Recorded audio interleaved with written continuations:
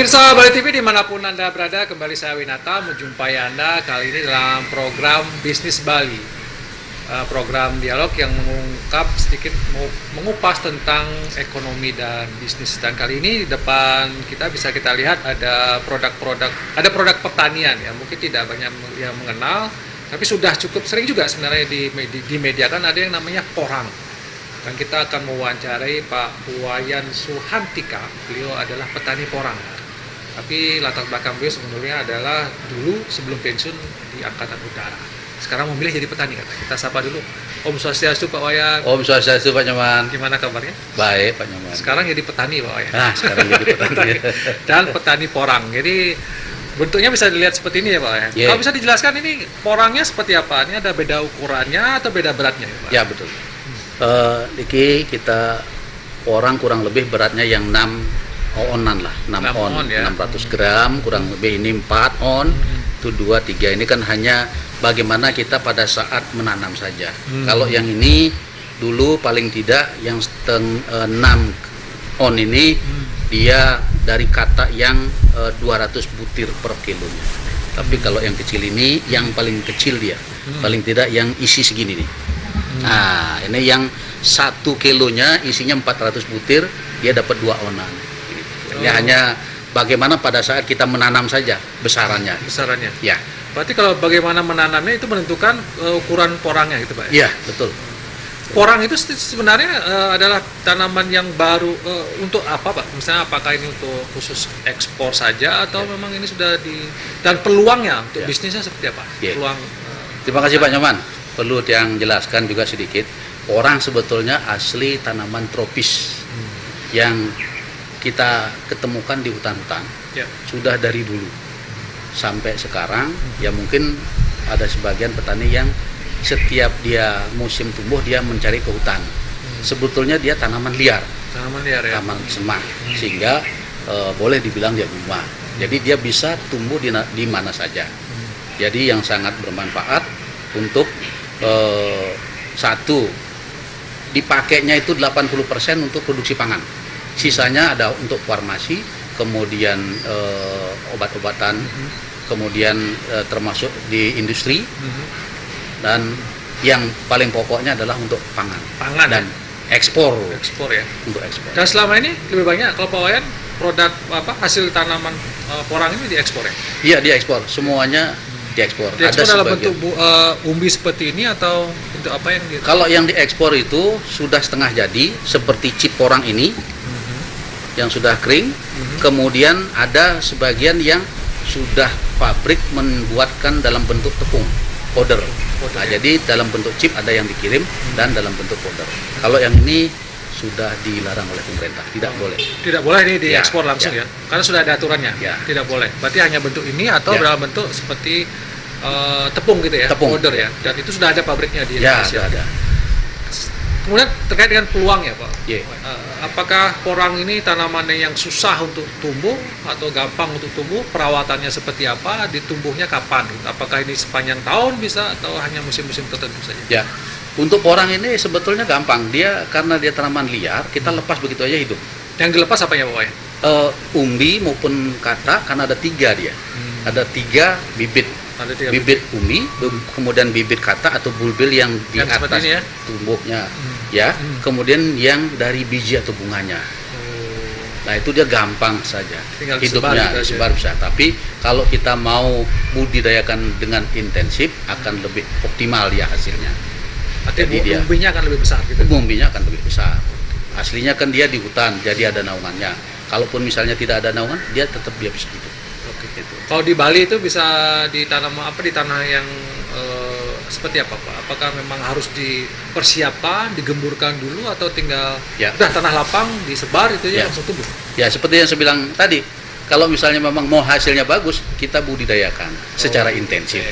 Jadi hasilnya dia kan hidup di hutan, humus, walaupun dia paling banyak dia nerima sinar matahari 40-50%, tapi dia bagus hidupnya.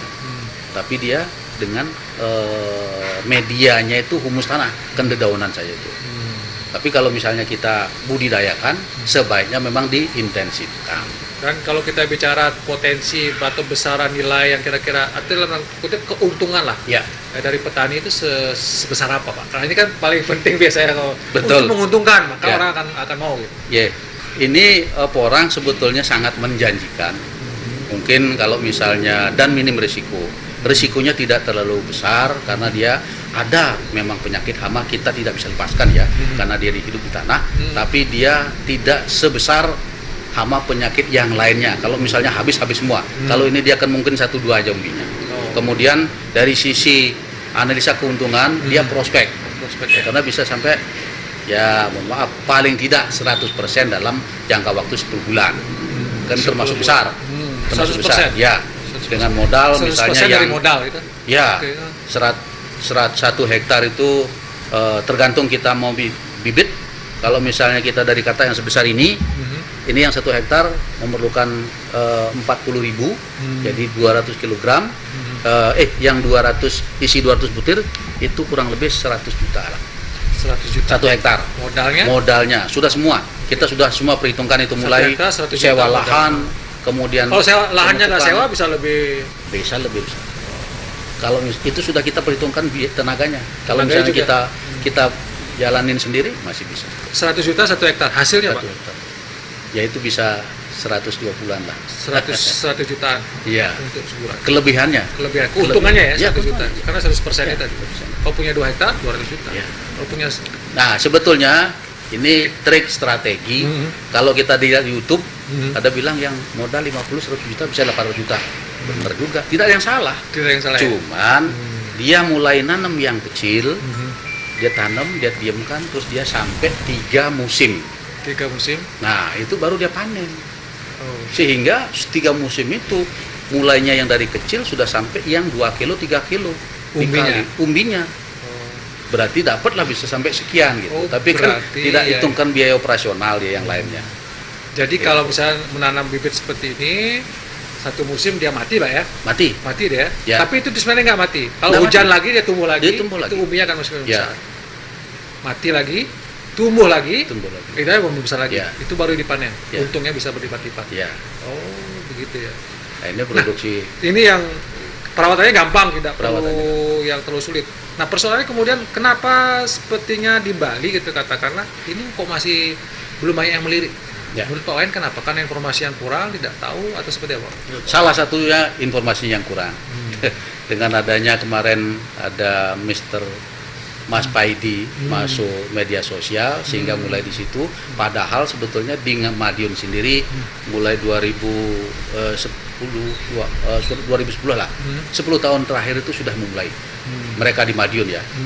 Nah, kemudian gencarnya lagi 2-3 tahun belakangan ini setelah ada permintaan dari luar itu banyak. Nah, kemudian mulailah ada informasi, kemudian nah kita sendiri di Bali kurang lebih baru 2-3 tahun. 2 tahun. Diawali dengan para petani pembolang itu ngambil di hutan, kemudian dijual. Nah, sekarang kita bagaimana mensosialisasikan karena alam kita terbatas di hutan, orang kita sedia tempat itu beda nama. Kalau kita nyebutnya kule-kule. Daerah negara Tabanan sana itu kule-kule. Kule-kule namanya. Kule-kule. Ini sama barangnya. Sama ini. barangnya. Sama barangnya. Cuman kalau di Jawa, Madiun, terutama Jawa Timur dia porang. Orang. Tapi kalau di Makassar bilangnya siapa. Oh, siap. Masing-masing itu. Kalau Jawa Barat ada iles-iles. Jelas-jelas. Nah, tapi kalau yang di dia Bali yang beda. namanya di Jemberan itu Kule-kule. Kule-kule ya. Kalau di Badung belum ada kayak apa ya? Nama istilah seperti Sebagian ada yang sudah bilang juga. Rata-rata ini kan di hutan dia. hutan. Pak, kalau kita di Bali itu kalau lihat ya di video tanamannya, sayang tanamannya tidak ada, tapi kita pernah lihat kok mirip seperti tanaman yang kita lihat di kalau istilah Bali itu di Tebel gitu Pak. Ya, Mirip sekali. Ada Ya. apakah itu sama dengan porang? betul. Itu masih dalam satu family. Satu famili. Tapi bukan Jadi porang gitu bukan ya. orang.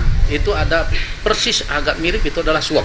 Suwak Ya ya. mungkin kita kecil dulu tuh sering Ya. makan sumping suwak misalnya itu. Nah itu kan dia agak gatal. Nah kalau ini kemungkinan dulu diabaikan karena dia memang gatal. Oh. Dia mengandung asam oksalat.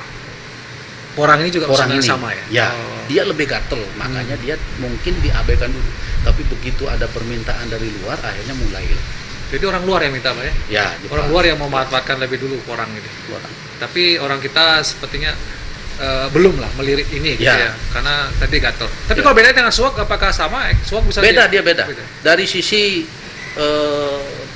ininya, cuman saya nggak bawa contohnya ya. Dia sama perintiknya, ya. Kemudian dia kalau misalnya suwak itu dia ada keluar tunasnya itu bisa jadi bibit, lepas dia. Tapi kalau ini nggak bisa, dia satu umbi, satu bibit, cuman satu saja. Satu tadi. Terus membesar bisa sampai dia 12 kilo, 15 kilo. Itu. Kemudian dia menghasilkan biji, menghasilkan bubil yang kecil kata itu. Sebagai Berarti bibitnya. sebenarnya kalau ini belum dilirik, padahal peluang keuntungannya cukup besar karena belum banyak masyarakat yang mengetahui gitu. Ya, Kalau Pak Wayan sendiri sudah punya kelompok, punya organisasi apa petani suwak ada nggak di Bali Pak? ya. Kita kebetulan 15 Maret 2020 kita sudah buka komunitas namanya Perkumpulan Petani Porang Bali. Sampai sekarang jumlahnya kalau grup di media sosial seperti Facebook itu kurang lebih 500. 500 Tapi yang aktifnya sendiri yang terdata memberikan data segala macam itu 60 orang 60 dengan orang. jumlah lahan yang sudah ada sekitar 80 hektar. 80 hektar ya. Sudah cukup lumayan dan tersebar di seluruh Bali. Seluruh Bali. 8 Paling banyak kabupaten. di mana Pak? Paling banyak kita ada di Negara, Karangsem. Karangasem. Ya. Badung dan Pasar belum ya? Badung ada juga. Ada juga. Kemudian Gianyar, Bali Utara. Di utara yang sekarang ya. Ya intinya masing-masing kabupaten sudah ada dan Sudah kita ada. sudah bentuk masing-masing kepengurusan. Kalau mengenai pemasarannya nanti kalau ekspornya Tidak ada masalah. Sudah ada. Yang menjadi permasalahan bagi petani yang sudah sering di istilahnya kesulitan di dalam memasarkan hasil produknya, khusus untuk porang saya yakin tidak. Tidak ada. Tidak ada Karena masalah, Pak, kalau ya? porang ini kemungkinan petani akan dicari oleh pengepul. Dia nggak sudah usah ada kemana-mana. pengepulnya? Pengepulnya Pak semua, Wayan juga pengepul atau semua kita wajibkan Oh. pengepul di masing-masing daerah masing-masing untuk daerah? membawa ke pabrik. Oke. Gitu. Kalau- Nggak usah khawatir berapapun.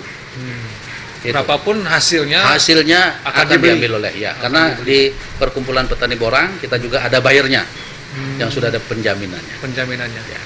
Sebenarnya tidak ada masalah Pak ya. Tidak ada masalah. Permintaan pasarnya sudah ada, Pasarnya tinggal sudah sekarang ada. mau produksi berapapun akan Akan diserap diterima. oleh pasar gitu Ya. istilahnya.